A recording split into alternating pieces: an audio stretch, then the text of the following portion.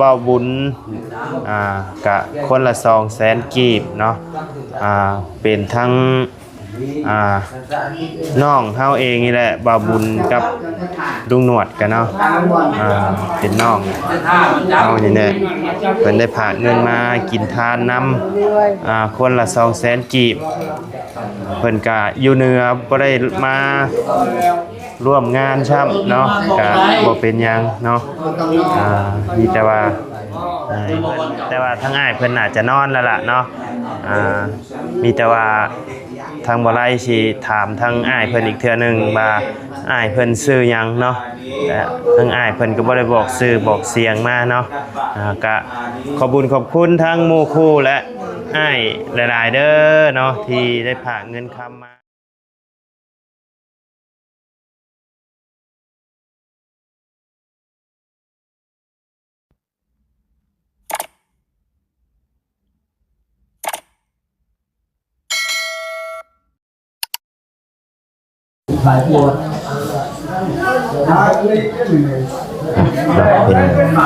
นี่ก็เป็นเศร้ามือวันสุดท้ายทั้งในเท่าเพิ่นเนาะพี่น้องเลยวันนี้ก็เป็นมือทรงสการเนาะเป็นวันที่16ถึงตรงกับวันอาทิตย์เนาะพี่น้องเลยทรงสการทั้งในเท่าเพิ่นพี่น้องเลยนี่ก็กำลังเตรียมสิตักบาตรก่อนเนาะพี่น้องเตรียมกำลังสิตักบาตรเป็นเช้ามือวันสุดท้ายแล้วเนาะพี่น้องเลยกะเกียมก่อนเนาะพี่น้องเลยนี่พอเพิ่นก็มาแล้วแต่ว่า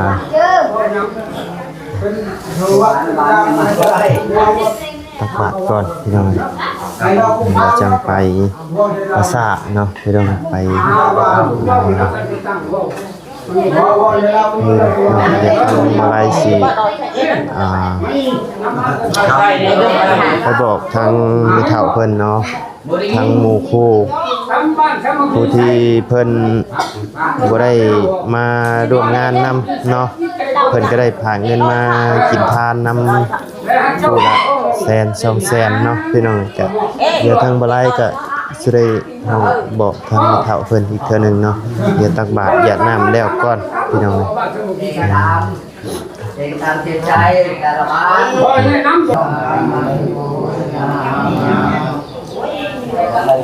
กำลังตักบาตรเนาะพี่น้อง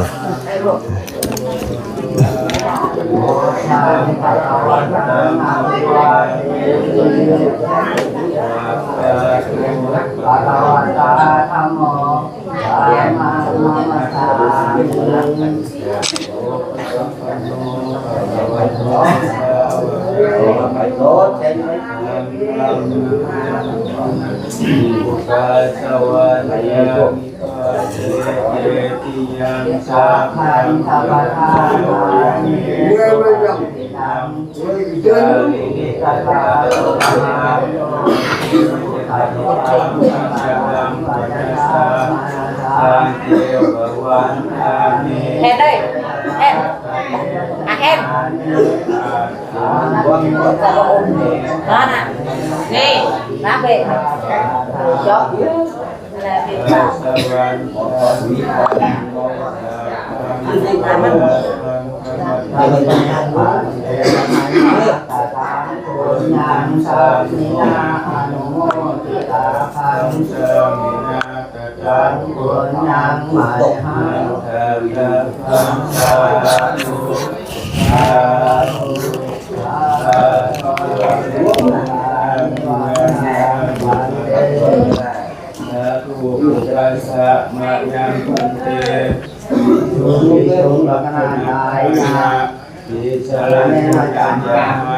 ปัญจศีลานาจามา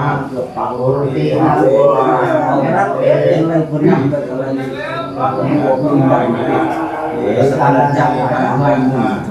ญจศีลานาจามาเป็นเรื่องที่ต้องมีมาจาก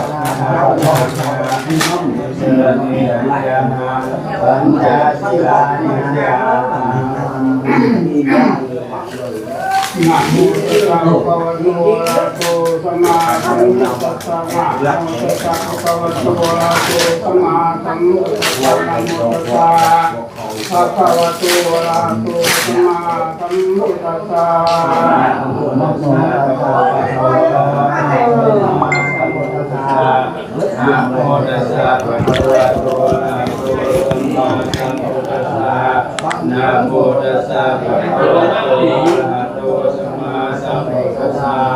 ธัมมังสรณังคัจฉามิพุทธังสรณังคัจฉามิธัมมังสรณังคัจฉามิธัมมังสรณังคัจฉามิธัมมังสรณังคัจฉามิธัมมังสรณังคัจฉามิพุทธังปิพุทธังสรณังคัจฉามิพุทธังปิพุทธังสรณังคัจฉามิพุทธังปิธัมมังสรณังคัจฉามิพุทธังปิธัมมังสรณังคัจฉามิพุทธังปิธัมมังสรณังคัจฉามิพุทธังปิธัมมังสรณังคัจฉามิพุทธังปิธัมมังสรณังคัจฉามิพุทธังปิพุทธังสรณังคัจฉามิพุทธังปิธัมมังสรณังคัจฉามิพุทธังปิธัมมังสรณังคัจฉามิจะไอ้อีกลาเลยจะชุบจะชุบให้บอลยาลูก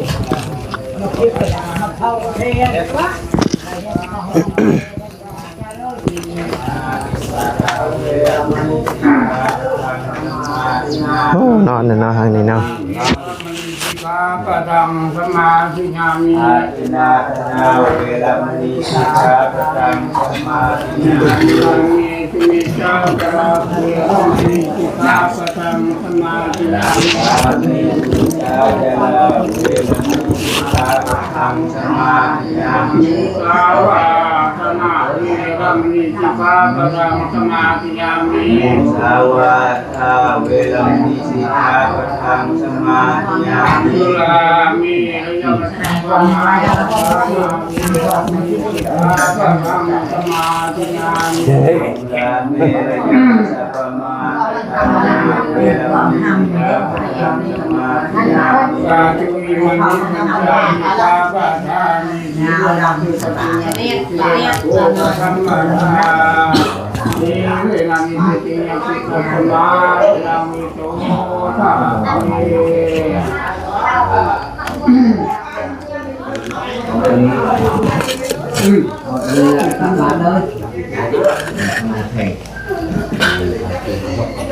mấy cho nhông đi nhông kì này có kì có chơi kì anh thật chơi kì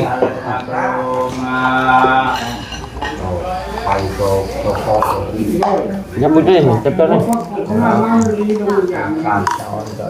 ô tôi tệ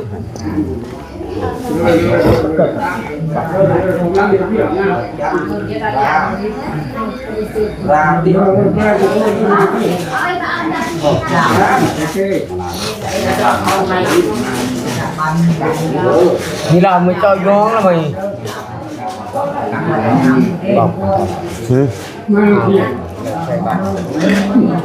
เป็นยังสิอยากน้ำอยู่แม่นบ่ วันไหนยันนะ ตักบาตรแล้วกันบ่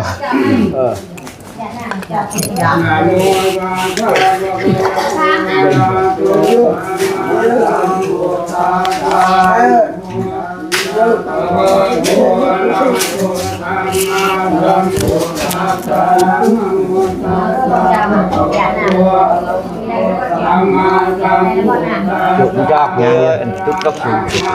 chụp có leo hành tạt xa leo như này của đúng ก่อนต่อบาททุกอย่างทุกอย่างเขาทุกอย่างผู้เดินก่อนต่อบาทรอเรา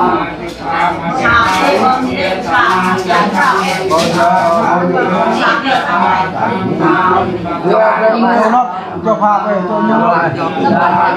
จ้าภาพแล้วเจ้าเนี่ยเจ้าภาพแล้วก็เจ้าก็ได้เจ้าเลยร้อยให้ ปาทานิยาธัมมาอันปาทานิปาทานิยาธัมมาอังเกตัสสะเวทิกาธัมมาอังเกตัสสะสีใช้รูปแบบธัมมาสาวิตกาสาวิตลาธัมมาอาวิตกาวิตลาธัมมาอาวิตกาวิตลา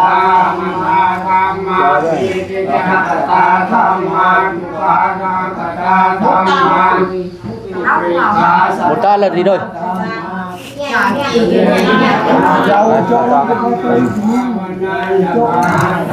Vâng làผม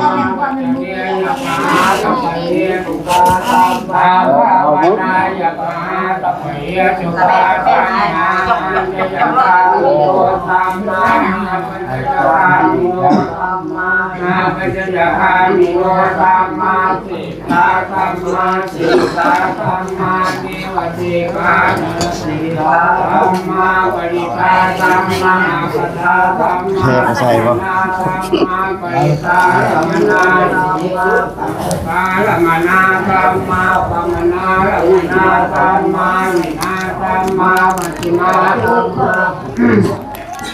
มิตาธัมมานิตานิตาธัมมาธัมปตานิตาธัมมาอานิตาธัมมามะคาลัมนาธัมมามุตะตุคาธัมมามะคาสิกตาธัมมานาธัมมานุปนาธัมมาปาติโนธัมมานาคาธัมมาจุกนา chắc phải xây ban này nha ใช่เลยเด้ใช่ละ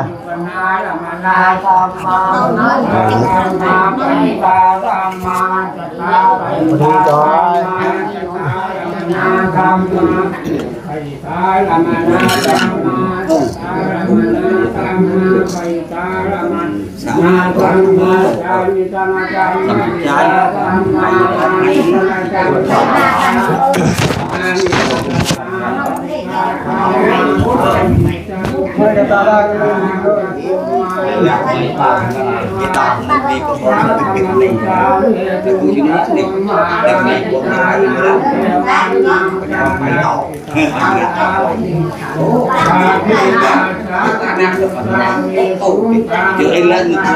tận cái lực phép rồi đó thế qua cái say sao phật đó chỗ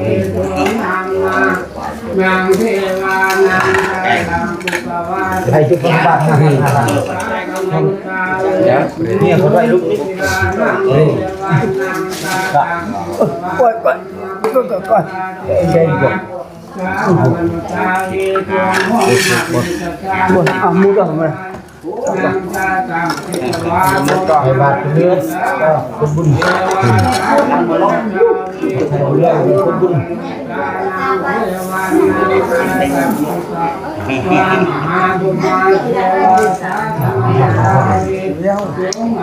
ถอนเลยเนาะ ชาวพันธุ์ไม่เกี่ยวมาตกแต่ด้วยนี่จบไว้เยี่ยมดึงจบได้ติดตัวnàyจบได้ติดตัวเยี่ยมหลักหลักเฮ้ย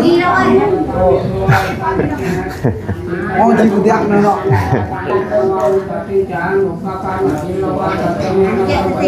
จบได้ติดตัวnàyจบได้ติด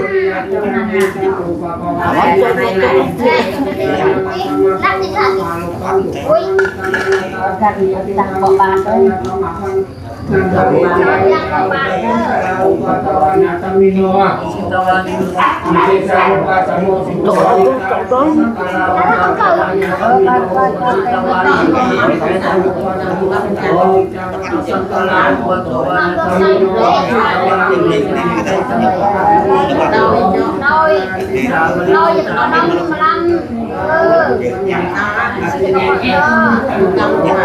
mong lời gia tăng hồn cho con hơn gặp lại con chỗ thì làm mới nó phụ phản là bắn như đâu Hãy subscribe cho kênh Ghiền Mì Gõ để không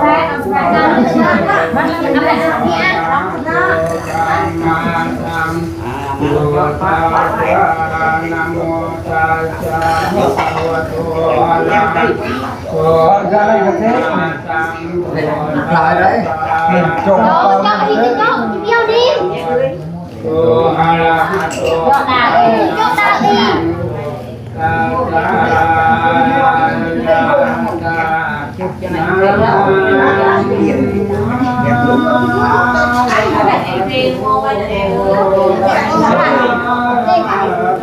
ไม่โจรักเราอยู่รักจบมาโจแทนเราโจรักเป็นมิตรเรารถยนต์ก็คนเล่นดีกว่าไก่จะก็จบไหนมันมุ้ย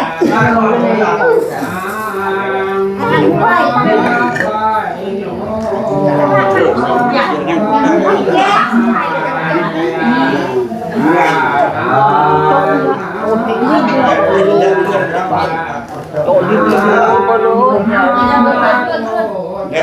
นี่นะลูกเลยละดังๆรักสองคนเหรอเลยติดใจไหนจบไปที่ไหนก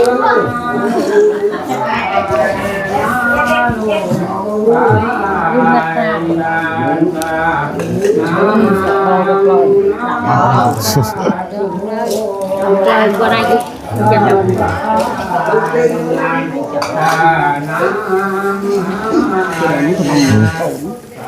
ขอแทรกในบาทหนึง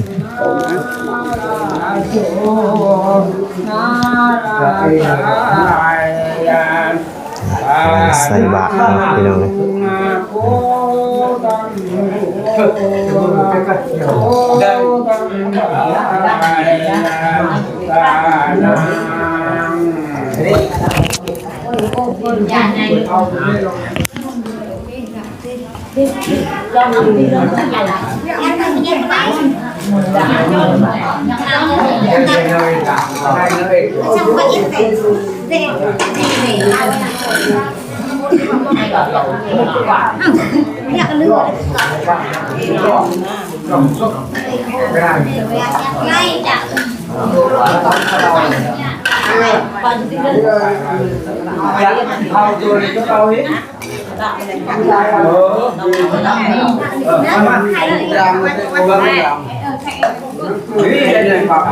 ใส่เนาะ ชอบแล้วทุกอย่างนั่นเนาะ ชอบบ่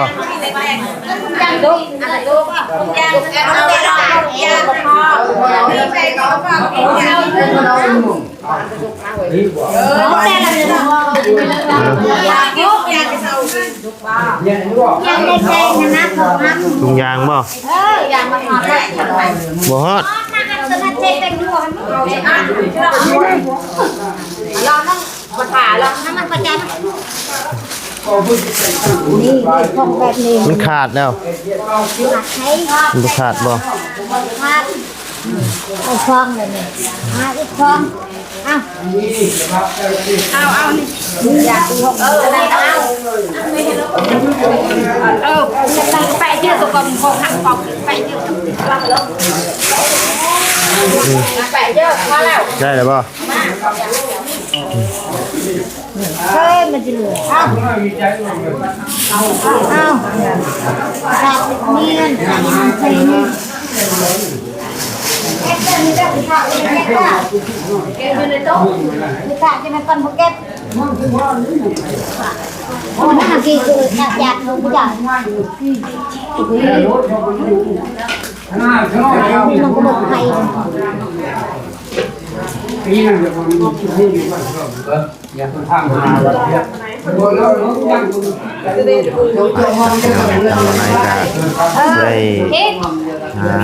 ะเตรียมออกไปปราสาทก่อนเนาะไปเพื่อหาหม่องหาบอนให้ทางไม่เท่าเพิ่นเนาะหม่อง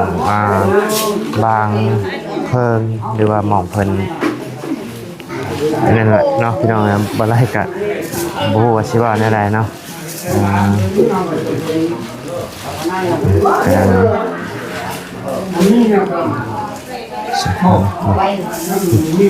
ผู้ในเต้กันนะ ฮะปลาปลาบ่บ่มีปลาบ่ ไม่จัดการจัดการเนี่ยพอเพิ่นกินบ่ได้ก็เป็นตังทรง มีป้าเนี่ยมูได้ผมมูน่ะ หมูเด้ ได้มูเนี่ยนี่ ชิ้นหมูมีอยู่ชิ้นหมู มียุจิโมกันจ้ะ มีอยู่หมูนะขั่วนะเพิ่น เป็นคนตักอะไรเนี่ยครูเนี่ยซิ่งโมก็บางที โดยกำลังเฮ็ดอยู่ ได้เพิ่นกินบ่ได้เนาะพี่น้องเพิ่นเป็นต่างทรงพี่น้อง ปีมือได้คือ3ยี่นี่ ซิโมได้ มื้อนี้ก็เป็นมื้อทรงสการทั้งแม่เฒ่าเพิ่นเด้อเนาะพี่น้องเอ้ย ต้องเกิดเลยใช่ พี่น้องเอ้ยมาเดี๋ยวทางบ่ไลสิมาบอกทางแม่เฒ่าเพิ่นก่อนเนาะ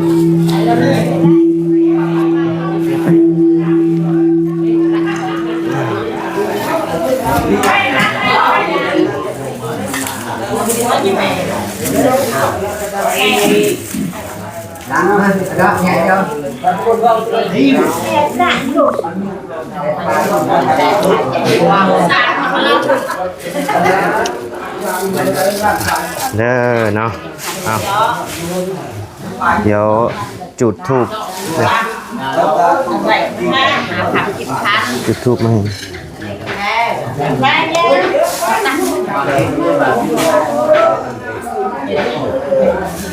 เอาอันเดียวเลย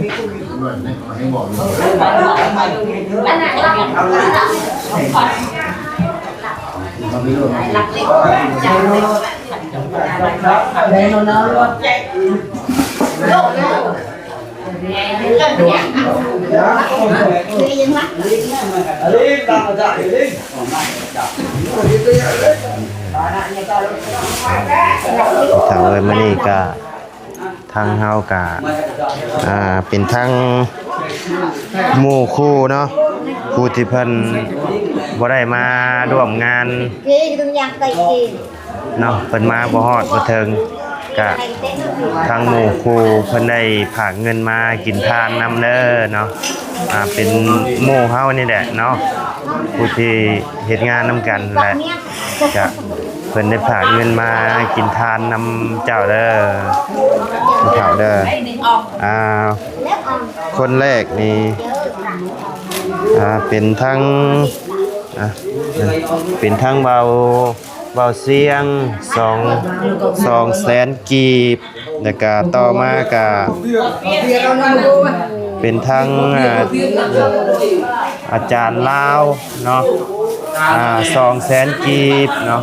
ก็ให้ฮอดให้ถึงเด้อทางไม่เฒ่าเด้อเนาะ